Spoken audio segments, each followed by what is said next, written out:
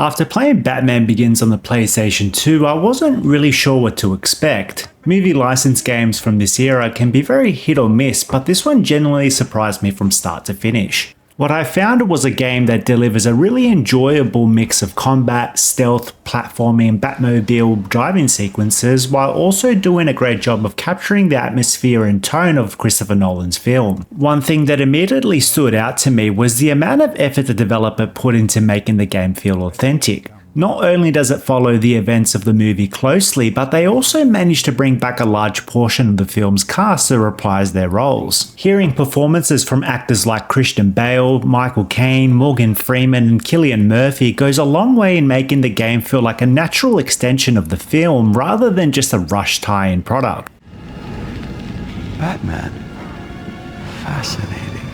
Perhaps the most fascinating thing about playing Batman Begins today is just seeing how many ideas would later appear in the Arkham games, and if you've played any of those titles, it's impossible not to notice the similarities. While Rocksteady would obviously refine and expand on those aspects years later, you can clearly see some of the groundwork being laid here, and looking back with hindsight, Batman Begins almost feels like a prototype for some of the ideas that would eventually define Batman games for years to come. For me personally, the strongest aspect of the game is undoubtedly its stealth system. Rather than simply sneaking around enemies, the game actively encourages you to weaponize fear, as it isn't just Batman hiding in the shadows, he's controlling the area, giving the sense of, I'm not stuck in here with you, you're stuck in here with me. Batman, kill him!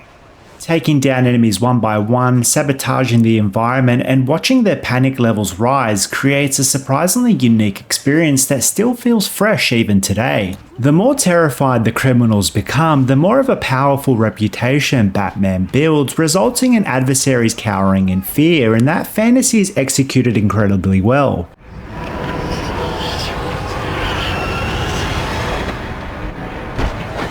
The combat was another area I enjoyed throughout my playthrough. Being able to strike, counter, use gadgets, and physically interrogate enemies makes encounters feel varied and satisfying. There's something undeniably fun about clearing a room before grabbing the last remaining thug and demanding information from him. I don't know any.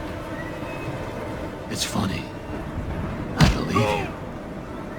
Who does know? That being said, there are some minor flaws with the hand-to-hand combat, as it can be imprecise and a little bit janky. Thankfully though, it never comes close to ruining the gameplay, as there are crowd control and mobility options readily available to the player to mitigate the impact on the overall combat experience. One thing I wasn't expecting to enjoy as much as I did was the Batmobile missions. In fact, I found myself wishing there were more driving sections in the game. The high-speed chases feel remarkably similar to Burnout 3 Takedown, which is definitely not a complaint. Flying through traffic, smashing through cars, and tearing through Gotham streets is an absolute blast, and every time a driving mission ended, I found myself wanting another one. Another pleasant surprise was actually the platforming. It's not particularly complex or demanding, but that's exactly why it works so well. Batman moves through the environment with a sense of momentum and flow that makes traversal feel smooth and satisfying. Whether you're scaling buildings, navigating construction sites, or leaping across rooftops, the platforming rarely gets in the way of the experience. Instead, it actually enhances it. It serves as a nice change of pace between combat and stealth encounters, while reinforcing the fantasy of Batman effortlessly moving through Gotham's skyline.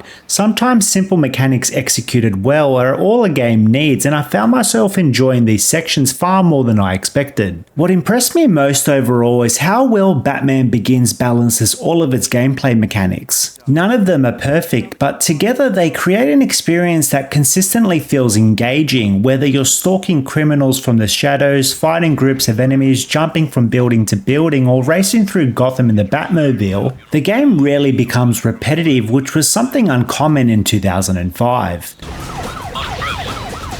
Looking back now that the credits have rolled, Batman Begins stands as a great reminder that not every movie tie-in game deserves the reputation the genre earned over the years. Beneath the movie license is a genuinely fun Batman experience that introduced ideas well ahead of its time and delivered on the fantasy of being the Dark Knight. What the hell are you?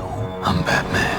If you're a Batman fan and can get your hands on a copy, I absolutely recommend giving it a try, and if not, you can always check out my playthrough. Thanks for watching, and I'll see you in the next one.